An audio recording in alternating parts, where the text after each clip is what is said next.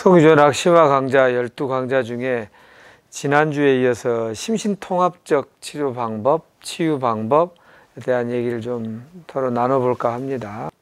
혹시 심신통합 치료 그러면 뭐 떠오르는 단어나 뭐 문장이나 뭐 혹시 있으신가요?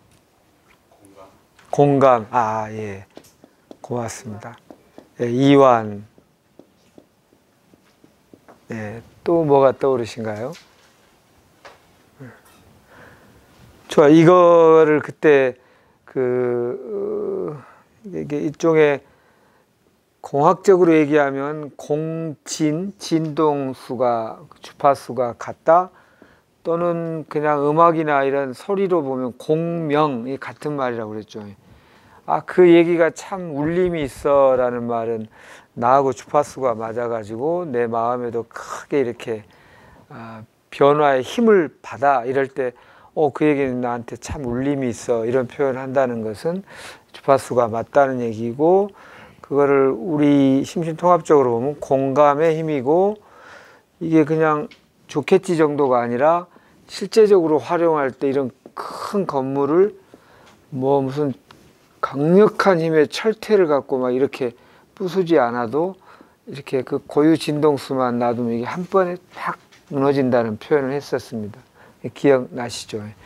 그렇다면 이런 좋은 치료를 반드시 해야겠다라는 생각을 하는 게 좋겠다. 예. 부작용도 별로 없고 굉장히 효율적이니까요. 예. 이제 공감 얘기했고, 또 이완 얘기도 아마 떠오르시는 분이 있다는 거는 되게 공감을 받으면 우리 마음이 이완이 되게 됩니다. 긴장하고 이러면 이렇게 긴장 그러면 좁아진다는 걸 의미하고, 누군가 그래서 억울했겠네요. 그래서 참 그때 외로우셨겠네.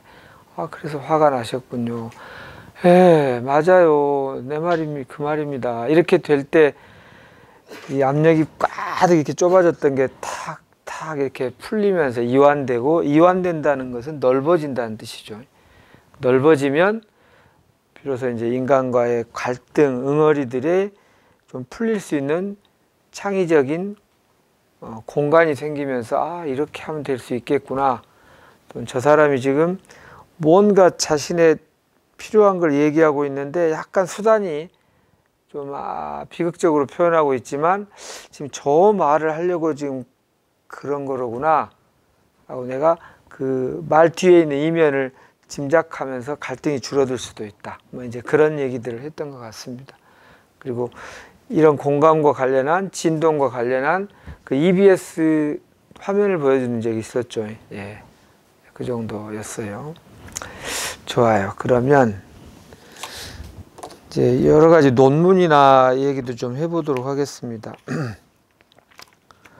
예전에 이런 연구를 했다고 합니다. 입원 환자의 심리 검사를 해가지고 그 결과지를 갖고 생물학적인 생체 검사 결과를 미리 예측할 수 있는지 알아보았다. 호른과 피카르라는 학자들이 실험을 했는데요.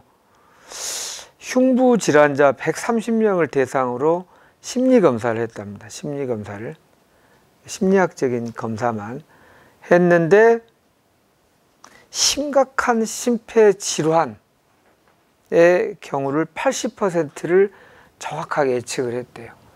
심리적으로 나 이럴 때 불편하고 이렇게 그것만 보고 이분 심폐질환이 굉장히 심각한 질환이 있겠는데요. 100명 중에 하면 80명이 정확히 가보면 정확히 그렇다라는 얘기예요. 그러니까 마음에 대한 얘기를 들으면 몸에 영향이 있을 거라는 관측이 80% 맞았다는 얘기고요. 암과 관련하여서도 예측을 했는데 61%가 맞았답니다. 심리검사를 해봐가지고 보고 이분 암일 가능성도 한 60%는 있을 것 같은데요. 맞다는 뜻이에요. 그러니까 마음의 불편함, 마음의 응어리, 마음이 흘러가지 않음이 몸에 영향을 미친다는 어떤 방증이 되는 거죠. 그런 요인이 있었고요. 그리고 그 심리적 요인 중에서 꾸준히 등장하는 가장 많은 요인 중에 하나가 중요한 인간관계가 깨진 것이다. 이렇게 표현합니다. 중요한 인간관계. 여러분들한테는 제일 중요한 인간관계가 무엇이었을까요? 네. 뭐 사람마다 다 다르긴 하겠지만 굉장히 공통적인 것이라고 보여지는데요. 부모와 친밀하지 않는 거가 단골로 등장하는 것이긴 합니다. 부모와 친밀하지 않은 거. 네. 나중에 또 얘기가 나오겠지만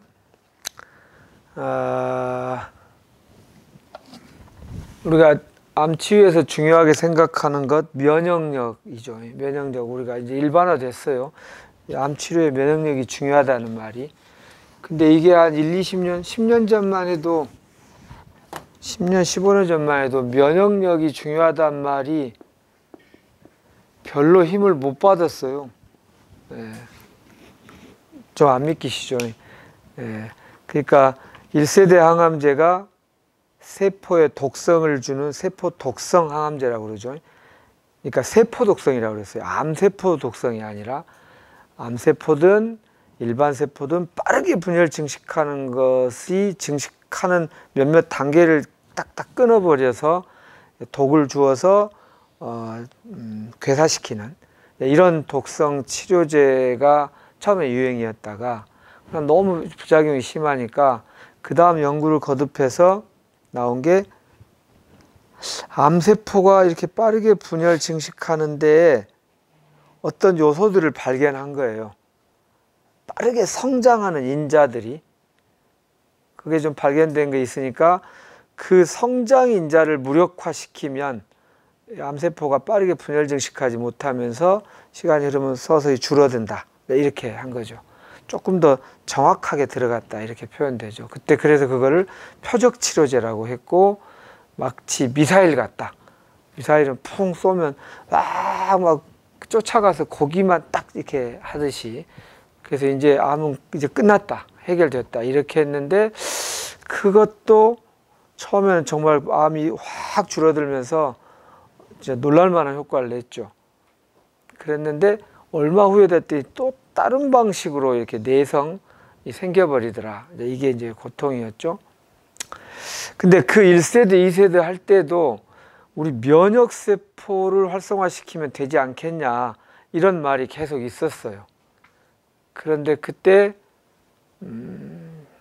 그거는 너무나 나이브한 너무나 순진에 빠진 얘기다 이렇게 학계에서 얘기를 했어요. 그러니까 우리 면역세포가 늘 하루에 암이 몇 개 만들어지는데 그걸 다 아무 태도 나지 않고 부작용도 나지 않고 하지 않느냐. 면역세포를 튼튼하게 또 많은 숫자를 만들어주면 알아서 정말 아무런 티도 내지 않고 감쪽같이 하지 않겠느냐 이렇게 이제 말한 거에 대해서 뭐라고 그랬냐면 말이 되는 듯 하지만 그건 말이 안 된다. 왜냐하면 그것은 태평양 물을 헤어드라이기로 다 말리겠다는 얘기나 같다. 이렇게 비난을 했어요. 그래서 그렇게 넌 스페시픽한 딱 집어가지고 하지 않는 그냥 비특이적인 그냥 전체에게 면역세포를 늘리면 이렇게 되지 않겠냐 그런 순진한 생각이다.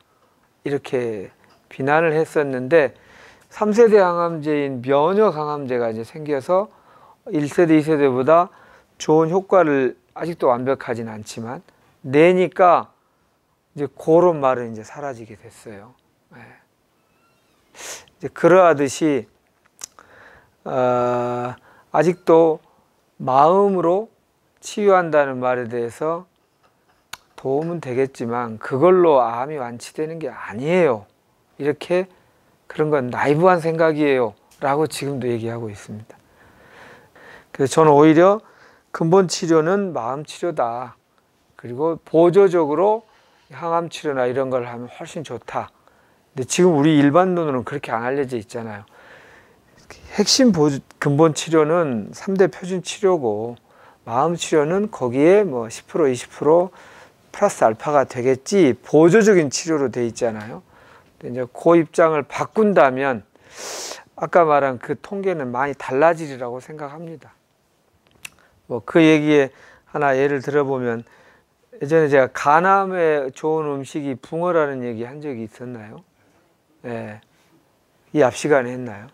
예. 예전에 했죠. 예. 혹시 간암에 붕어 얘기 안 들어보신 분? 예, 그 얘기를 해드리겠습니다. 예. 간암이고 병원에서 더 이상 해줄 게 없다, 말기여서. 그래서 집에 돌아가셔서 만나고 싶은 분 만나시고 조용하게 집에서 마무리를 하시는 게 좋겠다.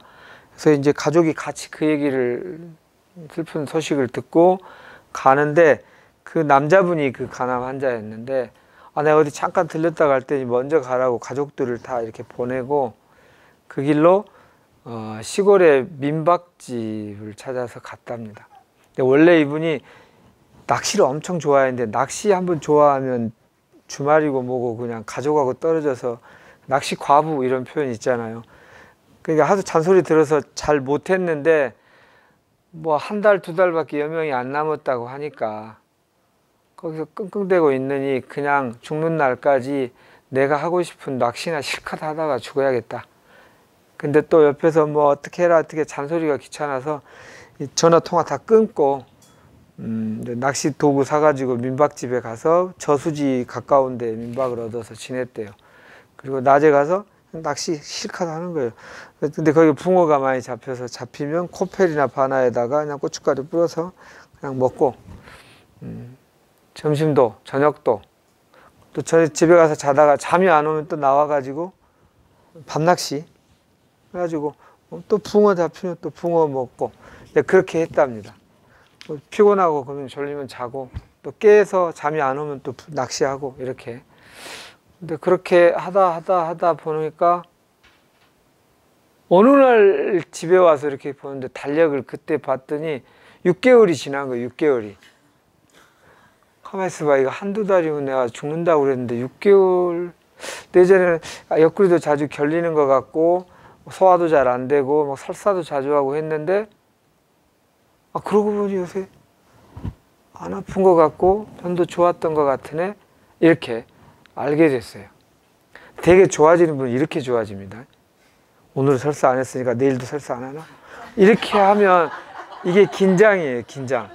매일 체크하는 마음이 그냥 이 자체를, 그 세계를 툭 넘어서서 그 차원을 점프해가지고 그냥 이 낚시하는 재미, 그냥 물 바라보면서 요새 물멍 뭐 이렇게 말하대요. 뭐 이렇게 고기에 빠져 있다가 내가 환자라는 것도 있고 그렇게 지내다가 한 6개월 후에서야 그래 언제까지 내가 아팠던 것 같은데 가만히 있어 보자. 그래 언제부턴가 안 아팠네.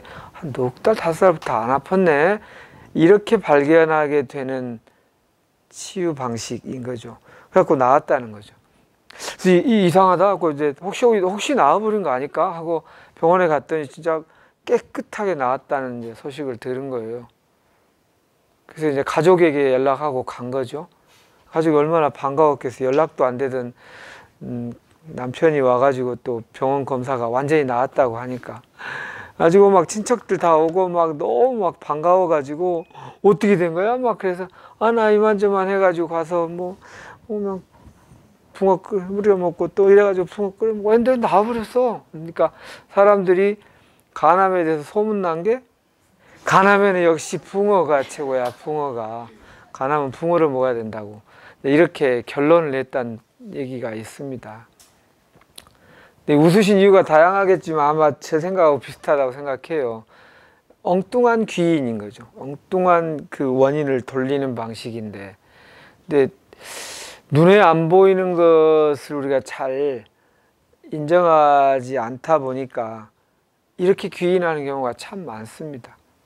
마음이 편하다고 하는 것이 진짜 효과를 미치나, 이게 대해서 그나마 이 앞번에 그 소리라는 그 EBS에서 눈에 보일 수 있게 해주고 진동학의 원리에 의해서 보면 좀 이해가 되겠지만 이런 점을 한번 보는 겁니다. 그래요. 그래서 이제 요거 한번 보겠습니다. 아까 심리적 요인 중에서 꾸준히 등장하는 요인이 중요한 인간관계가 깨지는 것이다. 그 중에 부모와 친밀하지 않다는 것, 이 부분에 대한 이해가 참 필요할 것 같고요.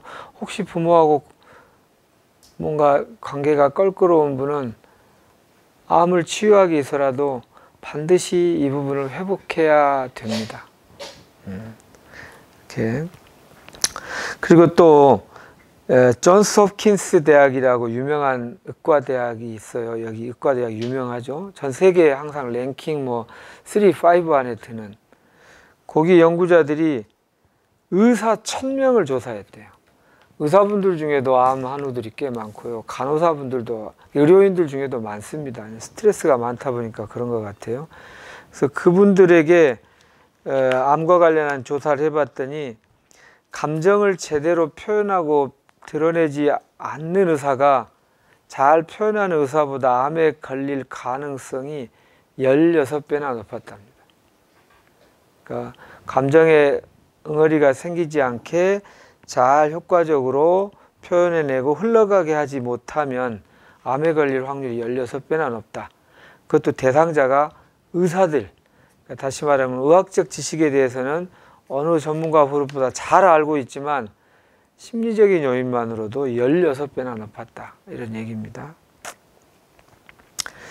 그 런던의 킹스 칼리지 의과대학 병원에도 유명한 연구를 많이 진행했는데 유방암 환자의 경우는 특히 감정을 표현하지 못할 뿐만 아니라 분노, 적대감을 심하게 억누르는 것과 생존 기간 사이에 상관관계가 크게 나타났다. 이렇게 되어 있어요. 그래서 이렇게 생검 이렇게 하기 전에 여성 160명과 면담을 하면서 분노를 극단적으로 억누르는 것이 있는지를 얘기했고 그것이 암 발병과 상당히 관련이 높다는 것을 발견했다. 이렇게 되어 있습니다. 감정을 억누르는 것. 자, 심지어 이런 얘기도 있어요. 스티븐 기어라는 연구팀에 따르면 다른 사람에게 봉사해야 한다는 생각 때문에 감정을 누르거나 의식하지 않으려 했던 사람도 많다. 그러니까 우리가 봉사하면 이건 굉장히 훌륭한 일이고 의미 있는 일이어서 복을 받아야 마땅하다고 생각되는데 해야만 한다라는 이유 때문에 감정을 억누르는 것도 암의 발병 요인에 크게 영향을 미친다는 말씀입니다. 그러니까 이게 참 좀 여러 가지 우리 마음에 대해서 다양하게 봐야 될 필요가 있지 않은가 싶습니다. 예.